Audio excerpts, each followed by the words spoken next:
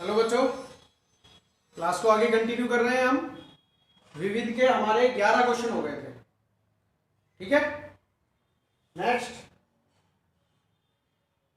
Question number 12।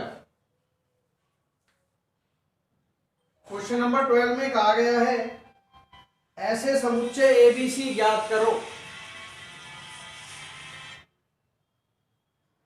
जिनके लिए A intersection B, B intersection C और ए इंटरसेक्शन सी अरिक्त समुच्चय हो और A intersection B intersection C बराबर क्या हो, 5 हो।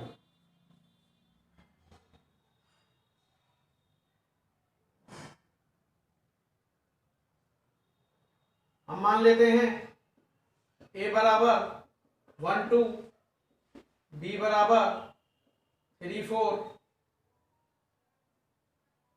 बी बराबर 2 3 और सी बराबर 1 3।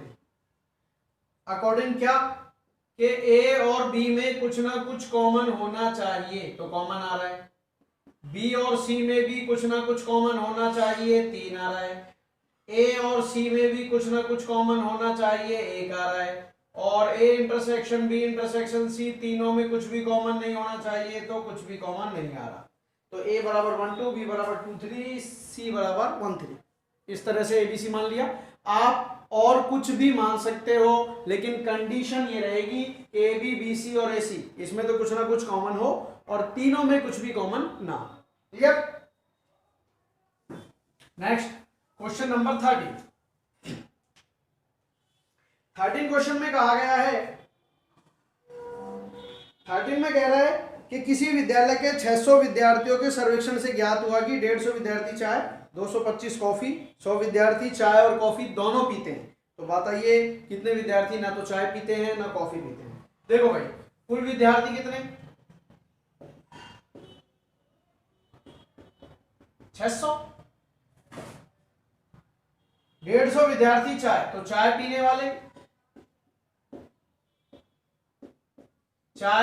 वाले विद्यार्थी हो गए 150। हम दर्शा देते हैं नंबर ऑफ टी से, चाय को टी बोल दिया। कॉफी पीने वाले विद्यार्थी,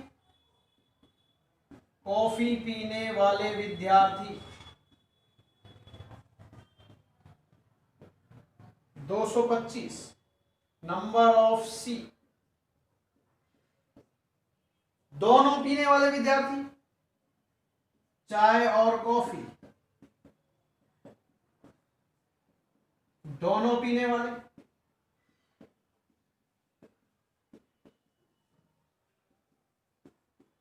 कितने हैं, चाय और कॉफी दोनों पीने वाले विद्यार्थी हैं 100। तो हमें बताना है कितने विद्यार्थी ना तो चाय पीते हैं ना कॉफी पीते हैं। पहले हम ये निकालेंगे चाय या कॉफी पीने वाले विद्यार्थी, चाय या कॉफी पीने वाले विद्यार्थी, इसको किससे दर्शाओगे, number of C union T या टी यूनियन सी से। ये हमें याद करना है पहले, ये पता नहीं है, ये 600 नहीं होगा, ठीक है ना, क्योंकि आपको एक चीज मैंने बताई थी, नंबर ऑफ टी दे रखा है, नंबर ऑफ सी दे रखा है, नंबर ऑफ इंटरसेक्शन। हाँ, ये एक लाइन यहाँ ही और लिख देना, ये क्या है, number of C intersection T या टी इंटरसेक्शन सी। चाय और कॉफी, और होता है तो इंटरसेक्शन। अब यूनियन निकालना है पहले, तो निकाल के देख लेते हैं क्या ये हो सकता है 600 यूनियन हो। Number of C union T, सूत्र बनेगा number of C plus number of T minus number of C intersection T. Number of C का मान 225 प्लस 150 माइनस 100,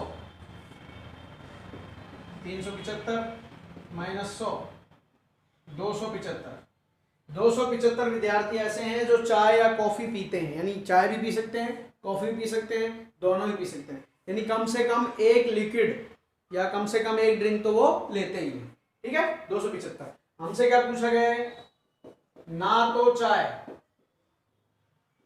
ना कॉफी पीने वाले विद्यार्थी, यानी जो ना तो चाय पीते हैं और ना कॉफी पीते हैं, कुछ भी नहीं पीते। टोटल कितने थे, 600। इसमें से 275 ऐसे हैं जो कुछ ना कुछ जरूर पीते हैं, तो ना पीने वाले घटा दो, कितना आ जाएगा 325। तो 325 विद्यार्थी ऐसे हैं जो चाय या कॉफी में से एक भी लिक्विड नहीं पीते। क्लियर?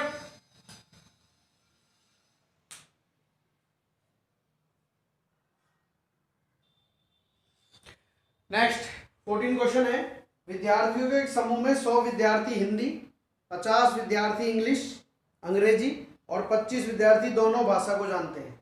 विद्यार्थियों में से प्रत्येक या तो हिंदी या अंग्रेजी को जानता है, तो समूह में कुल कितने विद्यार्थी हैं, ये आपको खुद करना है। ठीक है, 15 आप खुद करेंगे। 14 नेक्स्ट 15, 60 लोगों के सर्वे में पाया गया कि 25 लोग समाचार पत्र एच, देखो कुल व्यक्ति 60, 25 लोग समाचार पत्र एच,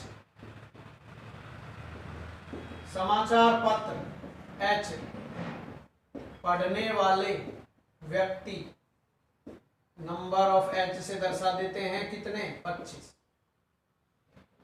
26 लोग समाचार पत्र टी, समाचार पत्र टी पढ़ने वाले व्यक्ति नंबर ऑफ टी से दर्शा देते हैं 26। 26 लोग समाचार पत्र आई, समाचार पत्र आई पढ़ने वाले व्यक्ति नंबर ऑफ आई से दर्शा देते हैं 26। ठीक है, आगे कह रहा है 11 लोग एच 9 लोग एच तथा आई दोनों, एच तथा आई दोनों पढ़ने वाले व्यक्ति इससे दर्शाओगे एच इंटरसेक्शन आई से, कितने 9। 11 लोग एच तथा टी दोनों, एच तथा टी दोनों पढ़ने वाले व्यक्ति एच इंटरसेक्शन टी 11। और आगे कह रहा है 8 लोग टी तथा आई, टी तथा आई दोनों पढ़ने वाले व्यक्ति टी तथा आई, टी कितने 8, और तीनों ही समाचार पत्र पढ़ने वाले हैं 3, तीनों समाचार पत्र पढ़ने वाले व्यक्ति एच टी आई कितने 3 लोग। तो आपको बताना है पहला कम से कम एक समाचार पत्र पढ़ने वालों की संख्या और ठीक ठीक एक समाचार पत्र पढ़ने वालों की संख्या। तो इसको हम वैन आरेख से करते हैं, वैन आरेख बनाएंगे। ये हो गया यू। अब आप एक बात तो आपको समझ में आ गई होगी कि 3 समाचार पत्रों की बात कर रहा है वो, तो 3 समुच्चय बनेंगे। कैसे बनाने हैं आपको, एक हो गया एच का, एक हो गया टी का, एक हो गया आई का, एच टी आई। इस तरह से एक साथ 3 नहीं बनेंगे क्योंकि फिर उसमें कॉमन नहीं आ पाएगा एच में और लास्ट वाले में। क्लियर? अब आपको इसको फिल करना है, पहले इसको भर देते हैं। कैसे भरोगे, सबसे पहले नीचे से स्टार्ट करना। तीनों समाचार पत्र पढ़ने वाले हैं 3। अब इसमें वो वाला पार्ट जो तीनों में कॉमन है, तो जो तीनों में कॉमन है वो ये वाला पार्ट है। ठीक, आगे बढ़ते हैं। टी तथा आई दोनों पढ़ने वाले हैं 8। ये टी और आई है, टी और आई में कॉमन ये है, इसको पढ़ने वाले कितने हैं 8 हैं। 8 आएगा इसमें, लेकिन 3 हम भर चुके हैं तो 5 आ गया। आगे बढ़ते हैं। एच तथा टी दोनों पढ़ने वाले कितने हैं 11। एच और टी में ये है, इसको पढ़ने वाले 11 हैं, 3 तो हम भर चुके हैं, कितने बचे 8। और एच और आई को पढ़ने वाले हैं 9, तो ये 3 हम भर चुके हैं, यहाँ आ गया 6। आगे बढ़ते हैं। समाचार पत्र आई पढ़ने वाले 26, आई को पढ़ने वाले 26 हैं। इन 26 में से आपने भर दिया कितना 8, 14 भर दिया, कितना बचा 12। टी को पढ़ने वाले हैं 26, ये टी है, टी को पढ़ने वाले भी 26 हैं, हमने कितना भर दिया 16, कितना बचा 10। और एच को पढ़ने वाले 25 हैं, ये एच को पढ़ने वाले हैं, हमने कितना भर दिया 17, कितना बचा 8। अब पहला क्वेश्चन क्या पूछ रहा है और टोटल कितने हैं 60।